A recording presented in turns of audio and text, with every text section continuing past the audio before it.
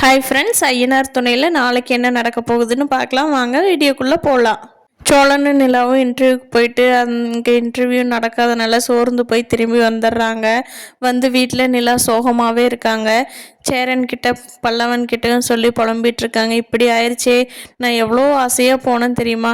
என்னோடய எதிர்கால லட்சியமே நான் சென்னையில் வேலைக்கு போகிறதான்னா இப்படி ஆயிடுச்சே, அந்த கம்பெனிக்காரங்க இப்படி சொல்லிட்டாங்களே, இன்டர்வியூ மட்டும் கூட இன்றைக்கி வச்சிருக்கலாம் இல்லைங்கண்ணா அப்படின்னு புலம்பிகிட்டு இருக்காங்க.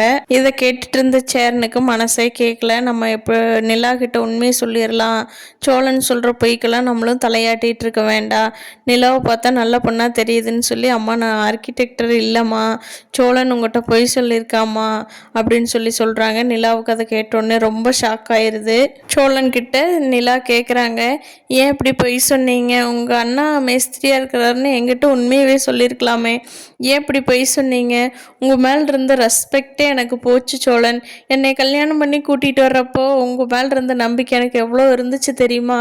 இப்போ இப்படி பொய் சொல்லியிருக்கீங்கன்னு தெரிஞ்ச உடனே என் மனசே உடஞ்சிருச்சு சோழன். உங்கள் அண்ணன் சொல்கிறத வச்சு பார்த்தா இன்னைக்காவது இன்டர்வியூ நடக்கிறதுன்னு சொல்லி கூட்டிகிட்டு போனதாவது உண்மையா, இல்லை கம்பெனிக்கு முன்னாடி சும்மா போய் என்னை நிறுத்திட்டு இன்டர்வியூ இல்லைன்னு கூட்டிகிட்டு வந்துட்டிங்களா?